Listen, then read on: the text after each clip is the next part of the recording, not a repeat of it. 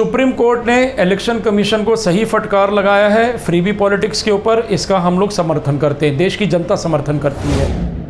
केंद्र सरकार हो या किसी भी राज्य में कोई भी सरकार हो, जो विपक्ष की भी हो बेशक से भारतीय जनता पार्टी की, मैं उनसे अनुरोध करूंगा कि वो अपने राज्य में रोजगार उपलब्ध करवाए, फ्रीबी पॉलिटिक्स ना करे।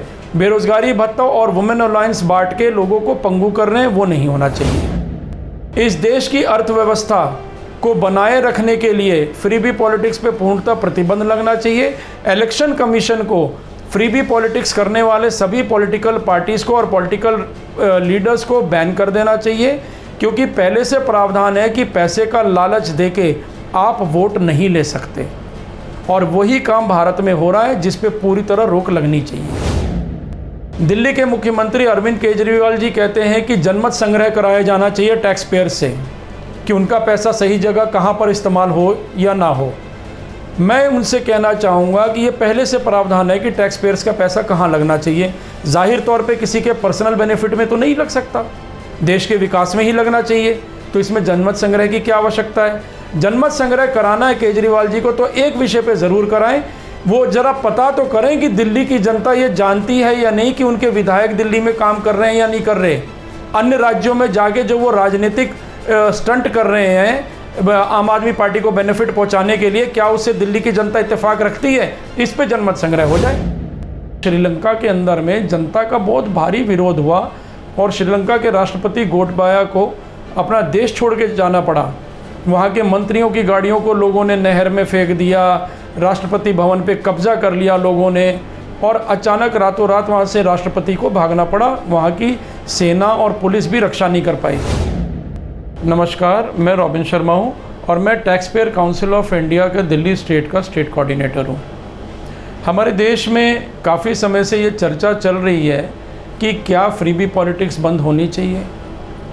इस चर्चा का उद्गम क्या था, क्यों ये आरंभ हुआ? ये आरंभ होता है जब देश के अंदर में अचानक अरविंद केजरीवाल का राजनीतिक उदय होता है। दिल्ली की राजनीति में हुआ, उसके बाद अब वो पूरे देश में एक तरह से अपना संगठन को मजबूत करते जा रहे हैं। और इस आरोप पे सुप्रीम कोर्ट में एक याचिका भी लगाई गई कि भाई फ्रीबी पॉलिटिक्स है, चुनाव के समय में ऐसे वादे कर दिए जाते हैं जो बिल्कुल भी सही नहीं है, और इससे देश की अर्थव्यवस्था को बहुत भारी नुकसान हो सकता है। ये चर्चा और भी गर्म तब हो गई जब हमने देखा कि श्रीलंका के अंदर में जनता का बहुत भारी विरोध हुआ और श्रीलंका के राष्ट्रपति गोटबाया को अपना देश छोड़ के जाना पड़ा। वहाँ के मंत्रियों की गाड़ियों को लोगों ने नहर में फेंक दिया, राष्ट्रपति भवन पे कब्जा कर लिया लोगों ने, और अचानक रातों रात वहाँ से राष्ट्रपति को भागना पड़ा। वहाँ की सेना और पुलिस भी रक्षा नहीं कर पाई। क्या वैसी स्थिति हम भारत में देखना चाहते हैं? इसको लेके हमारा सुप्रीम कोर्ट बहुत ज़्यादा गंभीर है। सुप्रीम कोर्ट ने इलेक्शन कमीशन को फटकार भी लगाई कि अगर इस तरह की कोई स्थिति है और ऐसे फ्रीबी पॉलिटिक्स पे आप रोक क्यों नहीं लगाते। मैं आपको बताना चाहूँगा कि मैंने एक शिकायत दर्ज कराई थी इलेक्शन कमीशन ऑफ इंडिया में जब 4 राज्यों के चुनाव हो रहे थे, गोवा, उत्तराखंड, पंजाब और उत्तर प्रदेश के। उस समय कई राजनीतिक दलों ने इस तरह का दावा किया कि अगर उनकी सरकार बन जाती है तो 1000 रुपये वुमेन अलायंस देंगे सोशल सिक्योरिटी के नाम पे, 5000 रुपये बेरोज़गारी भत्ता देंगे अनएम्प्लॉयड यूथ को। अब मैं उनसे एक बात पूछना चाहता हूं, जैसे कि पंजाब में करीब 2.5 करोड़ के करीब महिलाएं हैं। 1000 रुपये महीना देने के बाद और लगातार 60 महीने तक देने के बाद पंजाब के पास क्या कोष बचता है? और यही नहीं, अनएम्प्लॉयड यूथ जो है वहाँ पे, उनको आप 5000 रुपये महीना देंगे तो पंजाब का क्या होगा? और 5000 महीना तब तक जब तक आपकी सरकार लास्ट कर रही है। इसके बाद क्या होगा? अगर कोई और सरकार बनी, आपकी नहीं बन पाई, तो लोग उनसे भी एक्सपेक्ट करेंगे। तो ऐसे में देश की अर्थव्यवस्था का क्या? और टैक्स पेयर पैसा क्यों दे रहा है? टैक्स पेयर पैसा दे रहा है देश के विकास के लिए।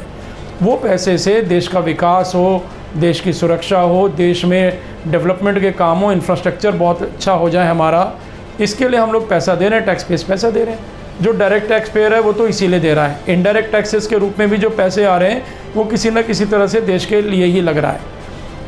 मैं ये कहूँगा कि अरविंद केजरीवाल जी ने अभी बोला है कि टैक्स पेयर्स का एक रेफरेंडम होना चाहिए, जनमत संग्रह कराया जाना चाहिए कि पैसा कहाँ कैसे इस्तेमाल हो टैक्स पेयर्स का।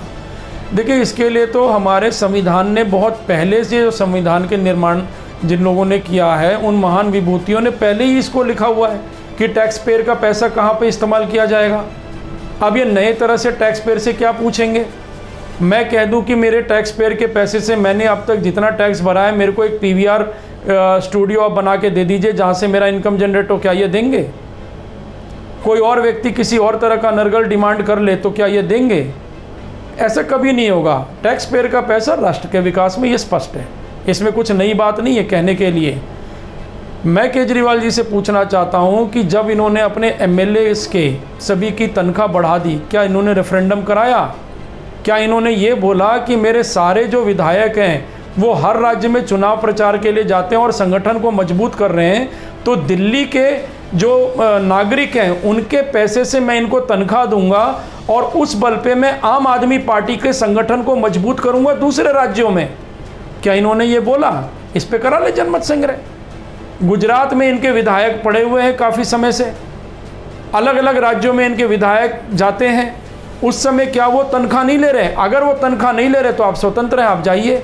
तो फिर ये बता दीजिए कि फिर दिल्ली का क्या होगा? इस तरह के काफ़ी सारे मसले हैं। इसीलिए मैं ये चाहूँगा कि अरविंद केजरीवाल जी और जितने भी पॉलिटिकल पार्टीज़ हैं, चाहे वो BJP हो, DMK हो, AIADMK हो, जिन लोगों ने कभी ना कभी फ्रीबी पॉलिटिक्स को किया है लोगों से वादा करके, मैं इन सब से हाथ जोड़ के एक निवेदन करता हूँ कि इस देश के भविष्य और वर्तमान के साथ खिलवाड़ मत कीजिए। बहुत बर्बाद हो चुके और बर्बाद होने की क्षमता अब हम में से किसी के पास नहीं बची। मैं इनसे अनुरोध करूंगा कि आप जिन भी महिलाओं को 1000 रुपये भत्ता देना चाहते हैं, आप उनसे पूछ तो लीजिए कि मैं इसी पैसे को जोड़ के आपके लिए रोज़गार का साधन उपलब्ध कराऊंगा। और अगर वो रोज़गार करने की स्थिति में नहीं है, मान लीजिए किसी भी फिजिकली डिसेबल्ड है या उम्र की वजह से कोई दिक्कत है, तो उनके परिवार में से किसी को वहाँ पे रोज़गार दिया जाएगा। वो उनको 1000 रुपये चाहिए या रोज़गार चाहिए, तो हर व्यक्ति का आप जनमत संग्रह कराइए ना कि रोज़गार चाहिए नहीं चाहिए, तो हर व्यक्ति यही बोलेगा, हर महिला, मेरी माँ, मेरी बहन यही बोलेगी कि मुझको रोज़गार चाहिए और मेरे बच्चों को भी आप रोज़गार उपलब्ध करा दीजिए, मुफ्त की रोटी हमें नहीं खाना।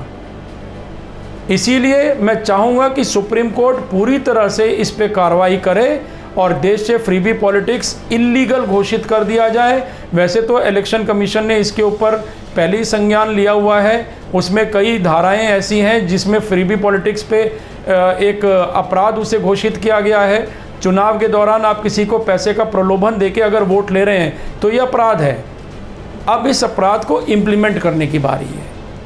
देश का हर नागरिक इसको इम्प्लीमेंट करवाए इलेक्शन कमीशन से, और सुप्रीम कोर्ट इसको करवाने में सक्षम है। सुप्रीम कोर्ट इस विषय में जल्दी आदेश पारित करे और राष्ट्र की रक्षा के लिए सबसे महत्वपूर्ण फैसला अपना सुनाए, यही मेरा अनुरोध है। जय हिंद, जय भारत।